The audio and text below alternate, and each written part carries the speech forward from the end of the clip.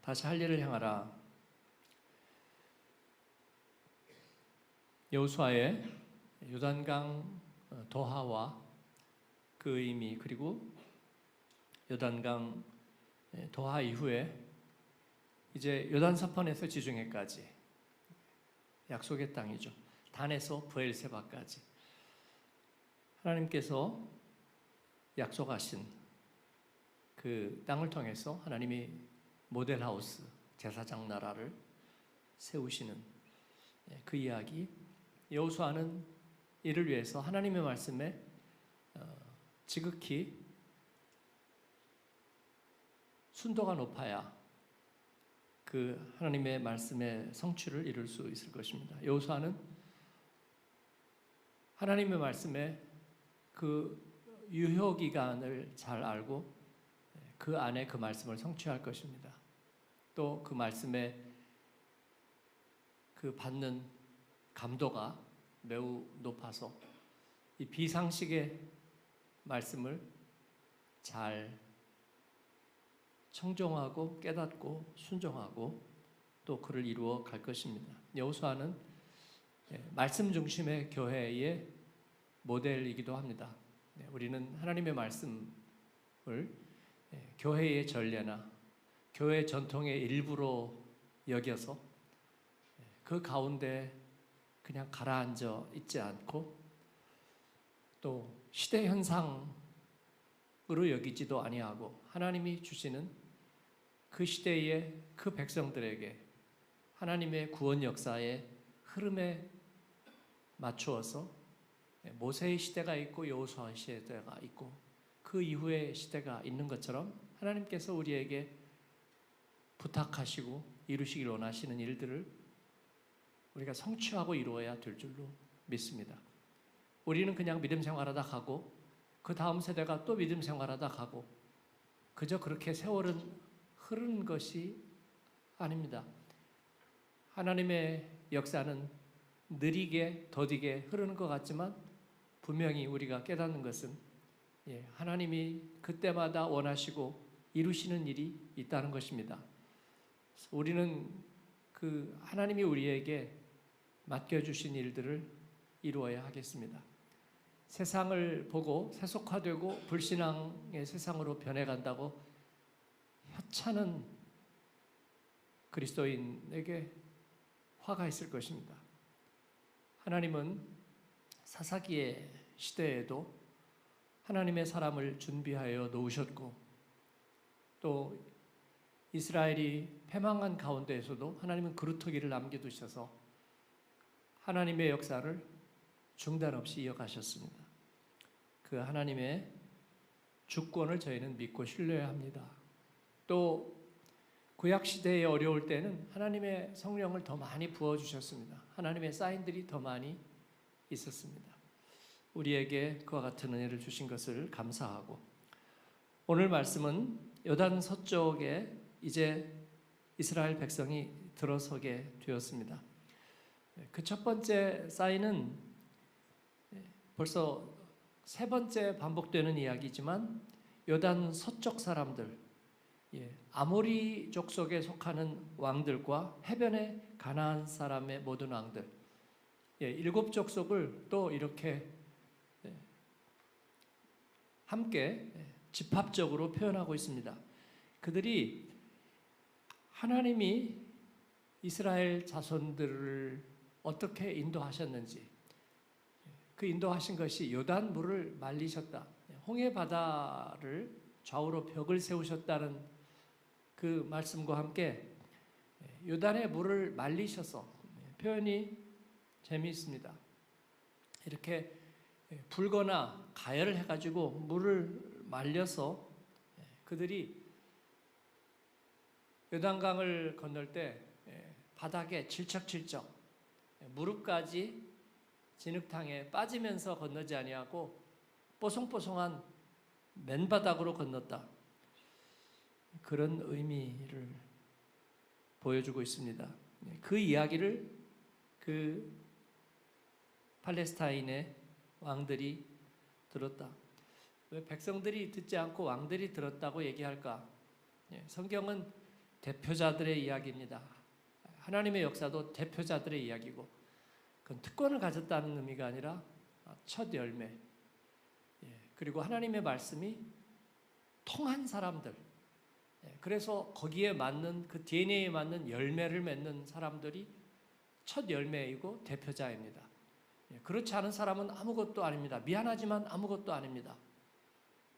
그렇습니다. 그래서 우리는 하나님 앞에 말씀을 받고 말씀의 열매를 꼭 맺어야 하고, 해산의 수고를 감당하더라도 꼭 우리는 거기에 합당한 열매를 맺고 이어가야 합니다. 그래야 우리는 대표성을 갖게 되는 것이고, 하나님의 말씀의 열매를 우리가 드리게 되는 것이죠. 그렇지 않다면 아무것도 아닙니다. 역시 불신앙의 권세도 마찬가지입니다. 그래서 그들이 뭐 왕을 뽑고 왕정을 운영하고 그런 의미에서가 아니라 항상 하나님께서는 대표자로 말씀하십니다. 우리는 디아스포라의 대표이고 또 복음의 대표입니다. 대표 단수입니다. 하나님 앞에. 이 왕들이 그 이야기를 듣고 두 가지 현상을 보이는데 1절을 한번 비춰주시죠. 그들이 어떻게 했습니까? 하나는 마음이 녹았습니다. NIV 성경에 Their hearts melted in fear 그렇게 번역하고 있습니다. 두려움으로 정말로 그들의 심장이 녹아버렸다. 그리고 또 하나는 정신을 잃었더라. 정신을 잃었다라는 것은 또 NIV 성경에 보니까 They no longer had the courage to face the Israelites. 그렇게 얘기하고 있습니다. 이스라엘 사람들을 대면할 용기를 더 이상 갖지 못했다. 그들의 하나님으로 인해서입니다.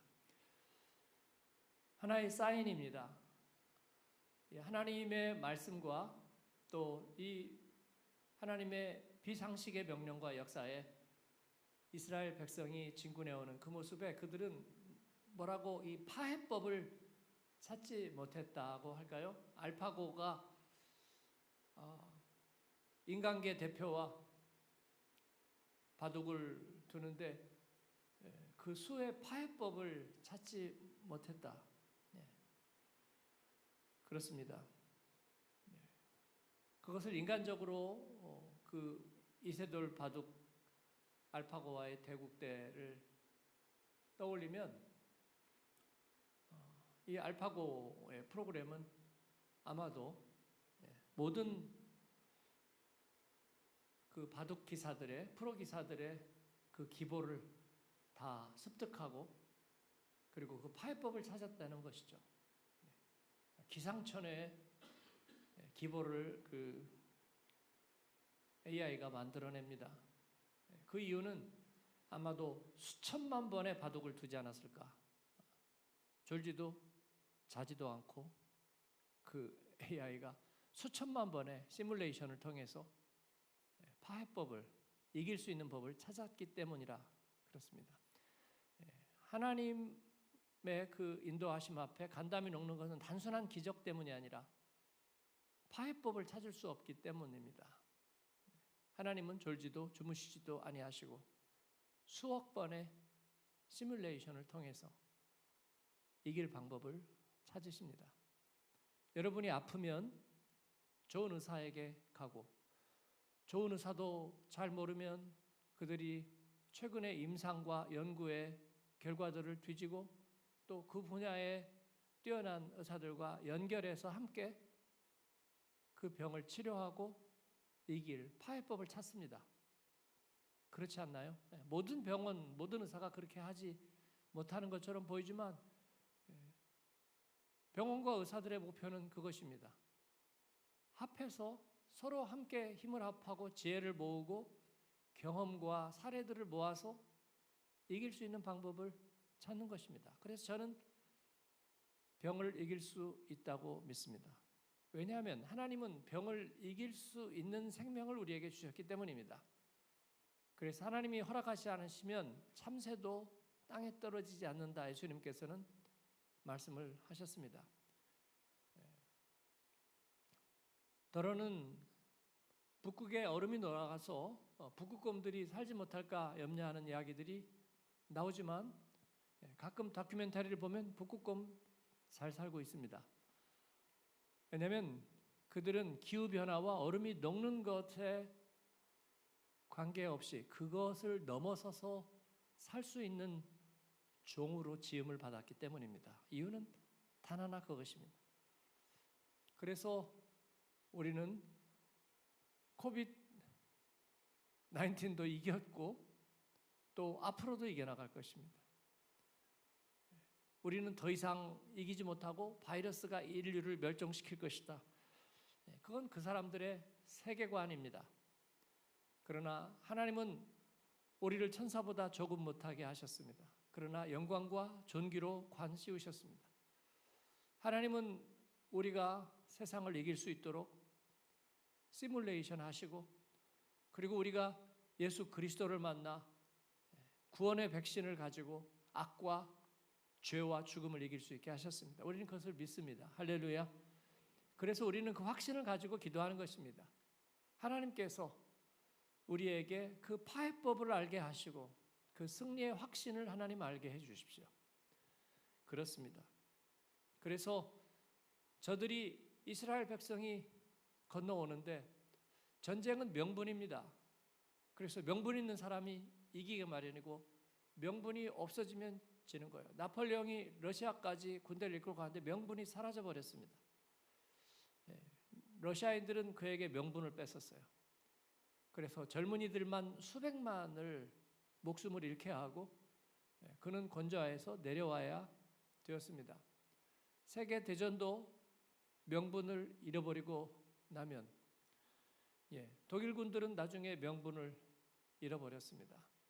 아무리 교베르스를 비롯한 그 이념을 생산해내는 이념 제조기들이 아무리 정당화를 시키려 해도 더 이상 명분을 갖지 못했습니다. 하나님은 그들에게 극강의 명분을 갖고 계시고 또 그 모든 것에 하나님은 장수가 되시고 또 왕이 되시고 지략가가 되십니다. 이사야서 9장 6절이 말씀하고 있는 게 뭡니까? 하나님이 우리에게 한 아기를, 우리에게 한 아들을 주신 바 되었다고 이사야서는 기록하고 있습니다. 그의 이름은 기묘자요 모사입니다. 전능하시는 하나님이고 영존하시는 아버지고 평강의 왕입니다. 그런데 그의 어깨에는 정사를 메었습니다. 가버먼트가 그의 어깨에 있습니다. 이 세상을 다스리고 이 세상의 모든 문제에 답을 줄 수 있는 그런 행정부, 그런 지도력, 그런 대답을 어깨에다가 메고 하나님께서는 태어나는 한 아기를 우리에게 주셨고 그의 이름을 임마누엘이라 할 것입니다. 그래서 세상의 악과 죄가 거기에 대한 대항할 능력이 없습니다. 그의 지혜와 그의 모사를 이길 수 없습니다. 우리에게 구세주를 주셨다는 말은 그런 뜻입니다. 그 아들의 생명을 우리가 가졌다는 것은 그 적대하는 세상의 죄와 사탄의 무리가 그를 이길 수 있는 지혜를 도저히 발견할 수 없다는 것입니다. 그 십자가의 은혜는 마귀도 예상하지 못했습니다. 그에게 죄를 씌우고 신성모독의 죄를 씌우고 그리고 인륜의 도리를 범한 자로 파렴치범으로 씌워서 처형하면 아주 창피를 당하고 하나님의 아들이 아주 쪽팔리다가 패배하고 죽어버릴 줄로 알았는데 그러나 하나님의 그 기묘자와 모사인 하나님의 아들은 그 가운데 전무후무한 구원의 지혜를 그 가운데서 우리에게 나타내셨습니다. 할렐루야. 그렇습니다. 그래서 저들이 마음이 녹을 수밖에 없는 것입니다. 그래서 우리가 그리스도인들이 쫄지 말자. 저들이 먼저 쫄고 마음이 녹는다. 하나님 앞에 두려워하지 마라. 그리고 소문 생성기가 만들어낸 내가 분명히 보았는데 내가 분명히 들었는데 그런 얘기에 현혹되지 마라. 하나님은 그보다 1000만 가지 더 많은 증거를 가지고 계시다. 하나님이 놀라운 일들을 이루실 것이다. 요단의 물을 말릴 것이다. 그래서 저들이 마음이 높고 정신을 잃게 할 것이다 라고 믿습니다. 싸워보지도 않고 미리 겁먹은 그리스도인들이여 정신을 차리시라. 하나님의 말씀과 함께 요단을 건너자, 그렇게 말씀을 드리고 싶습니다. 여호수아에게 하나님께서는 그때 요단을 건넜는데 다시 요단물이 다 충실하게 채워졌습니다. 제가 요단강이 그 성경 주석가들이 30m에서 50m라고 얘기하는, 그건 말도 안 된다. 그건 개울물 아닙니까? 개울물. 무슨 개울물을 말려가지고 그냥 장화 신고 철벅철벅 건너지 뭐, 그 정도는 개울물이면. 그런데 그 물들은 개울물이 아니었다 말씀드렸죠. 제가 그래서 강의 역사도 찾아보지 않았습니까? 라인강이 지금 제일 폭이 넓은 데가 1km 정도, 그리고 제일 작은 데가 그 1200km 라인강에서 어디죠? 유명한 관광지 보잘것없는 곳, 로렐라이. 3대 실망하는 관광지라고 얘기하는데 저는 괜찮아요. 라인강 위에서 사진도 괜찮고 이렇게 굽이치는 것도 괜찮고, 그 하이네의 옛날부터 전해오는 것도 괜찮아요. 괜찮은데 어쨌든 거기가 폭이 100m로 제일 좁아요.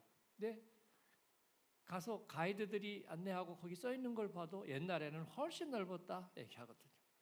라인강이 제일 넓을 때는요, 옛날에는 2km에서 3km가 되었다, 폭이. 강이. 지금은 그 강줄기를 컨트롤할 수 있기 때문이에요. 또 관계와 치수를 통해서 이제 강들을 컨트롤하죠. 이스라엘도 요단강을 그대로 뒀을 때는 훨씬 더 충만한 강이었습니다. 사람이 감히 건너지 못하는. 그리고 그 기세가 엄청난 거죠. 곡식 거둘 때의 요단의 기세. 하나님께서는 가장 충실한 요단강을 말리고 건너게 하셨다. 그렇습니다. 어린 시절 이후로 다시 통쾌해지는 지점입니다. 어린 시절에 성경에서 이 이야기를 읽고 아주 통쾌했었는데 그 다음에 세상 지식에 약간 눈이 멀면서 쩔었습니다. 그래서 성경의 이 이야기들이 과연 정말인가, 그리고 잊어버렸습니다. 그러는 사이에 또랑물 하나도 건너지 못하는 믿음이 되었다가 이제 다시 이 말씀에 마음이 웅장해집니다. 이 말씀을 여러분의 인생의 시기마다 하나님의 말씀으로 받고 마음이 커지고 또 다시 세상을 이길 힘이 솟아나는 여러분 되기를 축복합니다. 그곳에서 하나님은 여호수아에게 이스라엘 자손에게 할례를 행하라고 하십니다. 할례가 뭔지는 여러분이 아시고, 그리고 이 할례는 하나님께서 아브라함과 언약의 표로 하게 하셨던 창세기 15장, 16장의 이야기로 거슬러 올라갑니다. 하나님이 아브라함에게 이제 100세가 다 되도록 아이가 없는데 하나님이 그에게 약속을 주시고 그를 이 세상에 하나님의 구원의 표, 즉 하나님이 이 세상을 구원하시는데 그에게는 무슨 표를 주십니까? 믿음의 표를 주시죠. 하나님을 믿고 의뢰하면 반드시 하나님께서 약속을 성취하시리라. 하나님의 약속의 말씀과 그 성취 사이에는 뭐가 있을까요? 우리말로는 의의가 있다, 그런 거죠. 약속의 성취, 그러니까 의의가 있다. 그 사이에는 시차가 있죠. 믿음의 시차가 있습니다. 그런데 그 믿음의 시차도 우리가 행여 힘들어하고 의심할까 봐 하나님께서는 표를 주시는 거예요. 그래서 우리에게 믿음의 표를 주십니다. 그리고 그 믿음의 표를 가진 자를 하나님은 믿음의 사람이라고 또 불러주시는 거예요. 물론 하나님의 열심으로 다 할 것입니다. 그래서 아브라함이 100세가 되었지만 엘샤다이 하나님에게 능치 못할 일이 있겠느냐? 내년 이맘때에 너에게 아들이 있으리라. 그렇게 하나님 말씀하시는데 땅과 자손의 약속을 주시겠다. 그래서 너를 베드로전서 2장 9절 태광거소 제사장 나라의 모델로 삼으시겠다고 하나님께서는 말씀하시는데 아브라함이 그 말을 믿지 못하다가 드디어 믿었습니다. 창세기 15장 6절에서 믿었더니 하나님이 이를 의로 여기셨습니다. 그래, 이제 네가 믿는구나. 이거 미안하지만 한 1억 5천만 번 시뮬레이션 거친 거야. 그러니까 내 플롯을 이 각본을 이길 사람 아무도 없어. 하나님께서는 그렇게 말씀하시고 이제 아브라함과 언약의 예식을 맺으십니다. 그래서 짐승을 쪼개고 그 사이로 하나님이 지나가시는데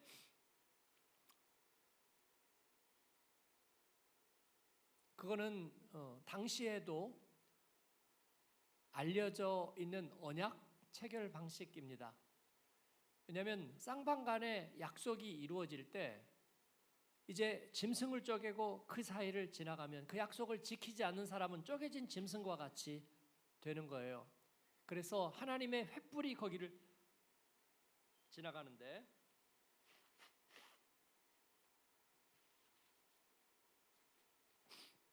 하나님의 횃불이 지나가는데 하나님이 그 횃불로 그 가운데를 지나가시는 거예요. 그래서 하나님 편에서 그 약속을 어기지 않으신다. 그러면 아브라함도 거기를 지나가야 되는데 하나님이 거기를 지나가셨잖아요. 그래서 아브라함은 거기를 지나가지 않고 온 가족이 남자들이 할례를 받습니다. 그때도 철기가 없을 때죠. 그래서 날카로운 돌, 부싯돌로 칼을 만들어서 할례를 행했습니다. 그런데 이스라엘 백성이 요단강을 건너고 할례를 받습니다. 왜 그때 하필이면 할례를 받을까? 요단강을 건너고 나서부터 하나님은 만나를 중단시켰습니다. 그리고 그 땅에서 산을 먹습니다. 그 땅이 그들의 소유라는 하나님의 엄중한 명령과도 같습니다. 그래서 이제 만나가 그칠 거예요. 그리고 또 한 가지는 광야에 있을 동안에 애굽에서 나온 이들이 할례를 받지 못했습니다. 그들이 길에서 할례를 행하지 못하였기 때문이라. 하나님이 미션 컴플리트 할 때까지는 너희들이 지금 길 가고 있는 중이라는 의미를 말씀하셨어요. 그래서 40년 동안 하나님의 약속의 효력이 일시적으로 정지되어 있는 상태입니다. 그래서 그들은 요단을 건넌 다음에 비로소 광야에 나온 사람들은 거기에서 죽었습니다. 하나님의 약속을 믿지 못했던 이들, 그들은 광야에서 모세와 함께 하나님의 말씀에 뿌리 내리는 연습만 하고 그리고 말씀에 뿌리 내리는 그 훈련을 우리들에게 알게 하고 그리고 기쁨으로 하나님 앞에 갔습니다.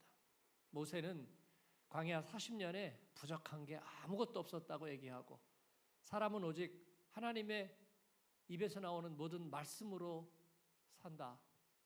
그리고 이것을 지키면 너희가 약속의 땅에서 반드시 살리라. 그렇게 얘기를 남겼습니다. 이거 신명기의 말씀이고요. 그리고 하나님의 백성들은 거기에서 이제 할례를 받는 거예요. 할례는 특권도 아니고 그들에게 무슨 율법의 징표도 아니고 하나님과의 약속의 표시입니다.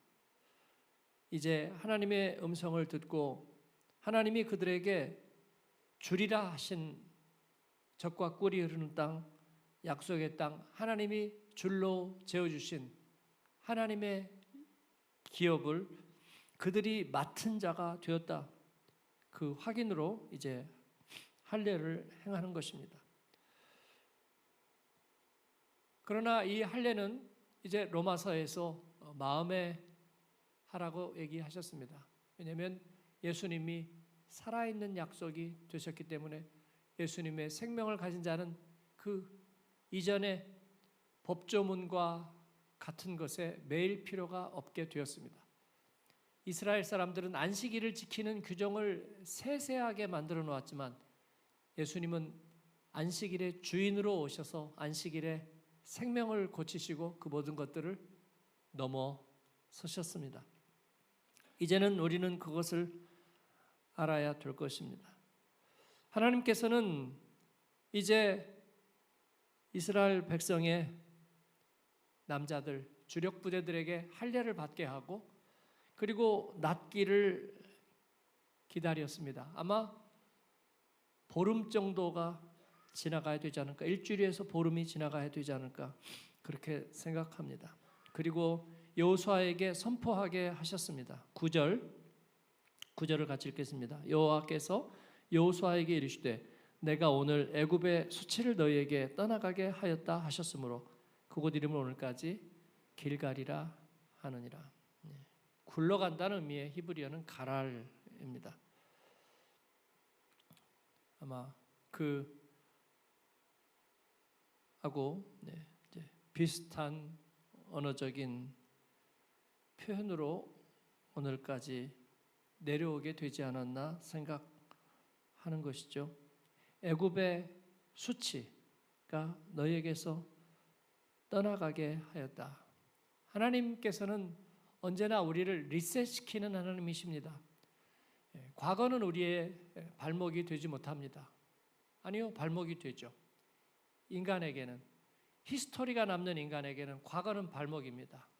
그 이전에 자기의 시행착오는 죽을 때까지 따라가고 그 사람이 행했던 일은 모든 사람이 기억합니다. 우리는 거기에서 도망갈 수가 없습니다. 이름을 숨기고 얼굴을 바꾸고, 요즘은 뭐 얼굴 바꾸는 게 어려운 일이 아니죠. 그리고 나를 모르는, 아무도 모르는 곳에 숨어 살아도 다 알고 있습니다. 우리가 어떤 사람이고 어떻게 했는지는 다 기억되고 기록되고 알고 있습니다. 유일하게 우리가 거기에 매이지 않는 것은 우리가 그리스도를 옷 입는 일입니다. 과거가 다 드러나 있기는 하지만 그러나 하나님이 우리를 리셋시켜버리면 우리는 거기에 매이지 않고 살 수 있습니다. 그래서 우리 그리스도인이 서로에게 나눔을 할 때 그 사람의 푸념과 한과 맺힌 과거의 이야기를 다 들어주지 않아도 됩니다. 우리는 무당들은 그거 다 들어주고 돈 받습니다. 그렇죠? 과거에 맺힌 한 이야기, 가슴 아픈 이야기, 실패한 이야기, 그거 다 들어야 합니다. 하나님은 우리 얘기 그거 다 들어주고 내가 그거 풀어줄게 라고 하지 않습니다. 이전 일은 내가 기억하지 않아.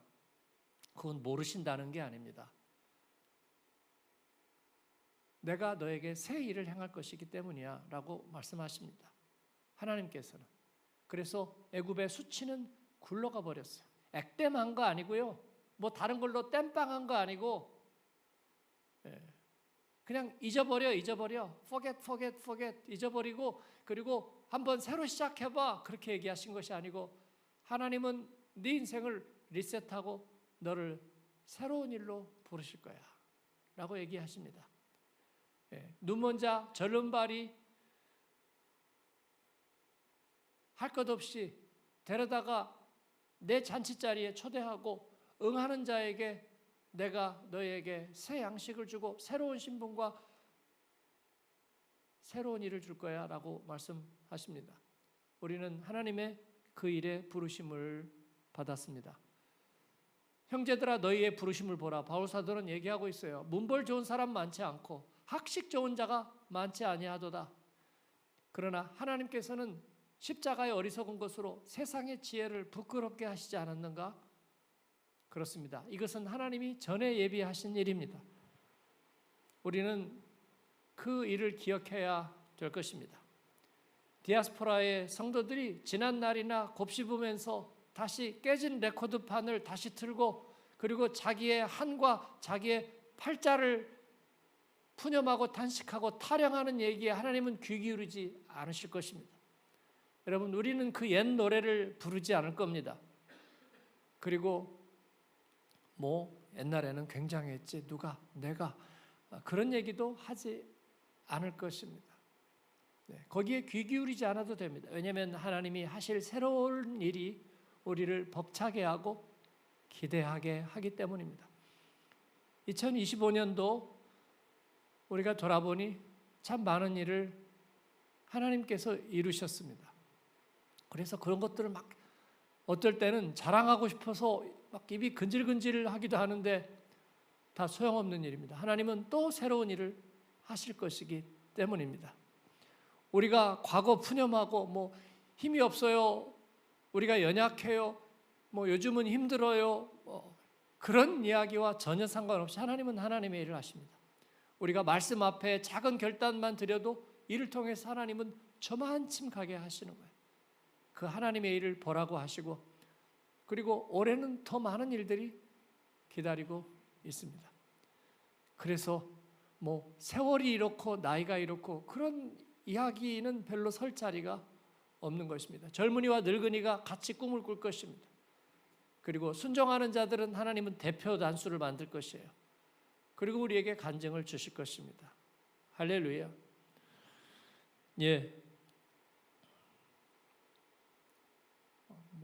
누가 힘들고 누가 어려워서 누가 잠시 쉰대요, 누구는 내려놓는답니다, 이렇게 한답니다.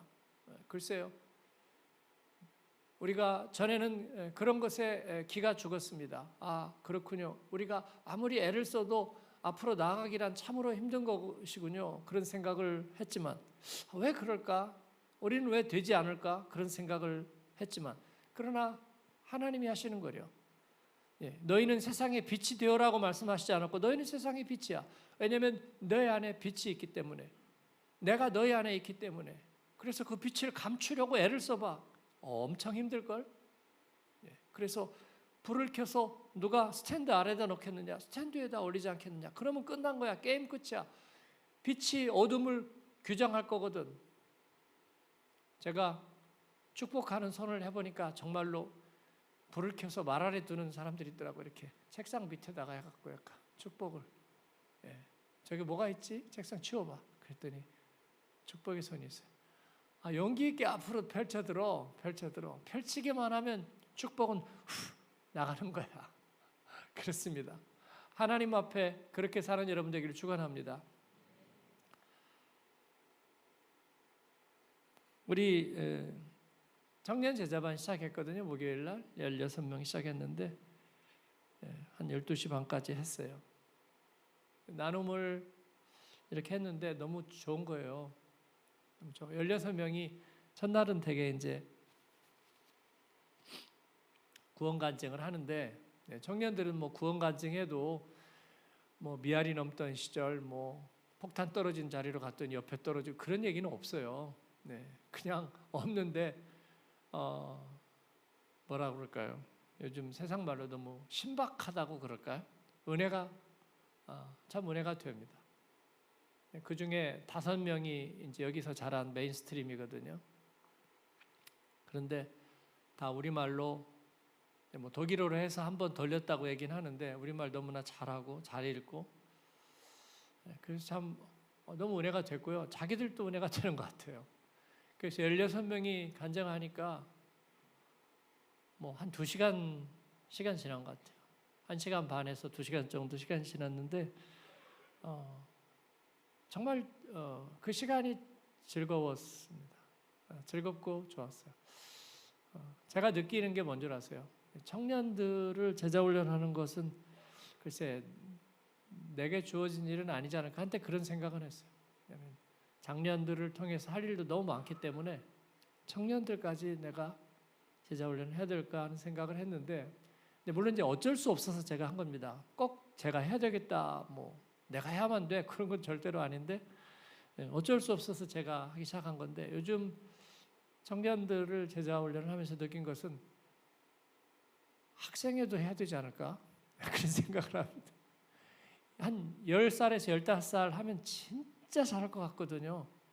그 세대들이 정말 백지처럼 정말 이게 리트머스 시험지 이렇게 물 쫙쫙 빠는 것처럼 될 것 같다는 느낌이 들어요. 물론 약간의 속임수는 있어요. 어린 세대, 청년 세대들이 가진 그 순수성이 있는 반면에 반대급부도 있기 때문이죠.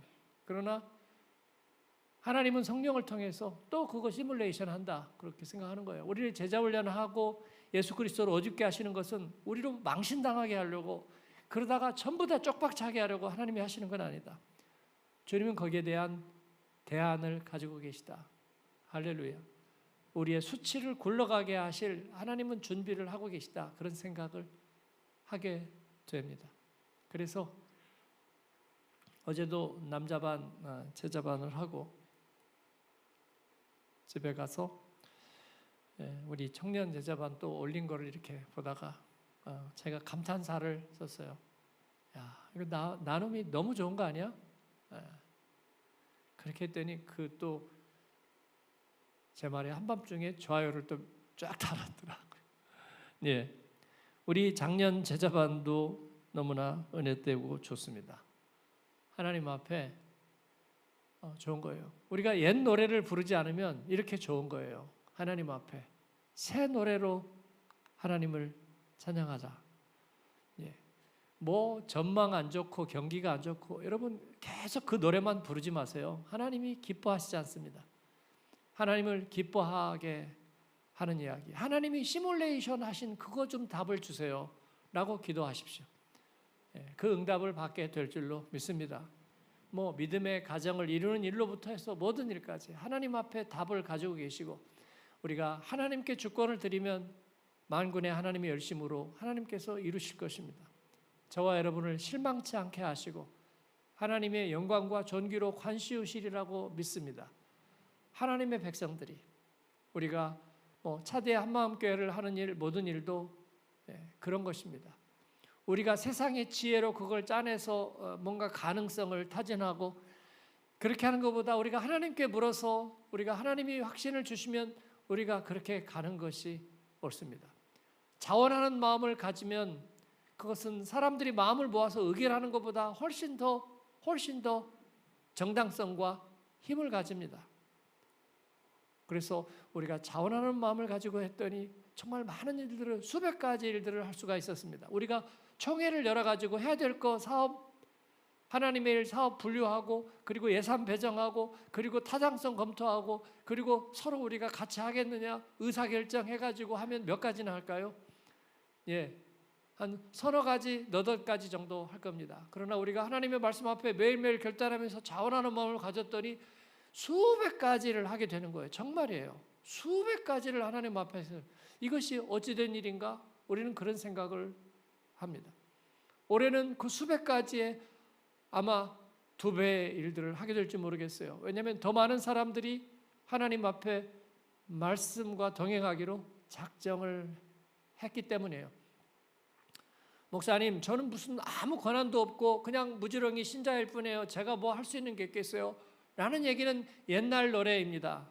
우리는 하나님 앞에서 한 사람 한 사람이, 뭐 세상에서 국민 한 사람 한 사람이 주권자이고 뭐 그렇게 얘기를 하듯이 우리는 하나님 앞에서 한 사람 한 사람이, 우리는 하나님의 자녀이고 상속자입니다. 그래서 우리가 말씀 앞에서 하나님은 우리를 통해서 놀라운 일들을 행하실 수 있습니다. 우리가 하나 될 때 세상의 왕들의 마음이 돋고 그들이 정신을 잃을 것입니다. 모세는 광야에서 죽었지만 출애굽의 역사를 시작했고 말씀이 뿌리는 내리는 삶을 이루었습니다.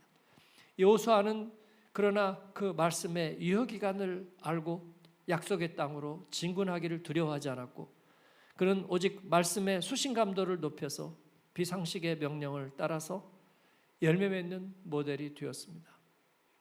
하나님은 우리에게 그런 교회가 되기를 명하셨고 그렇게 가고 있습니다.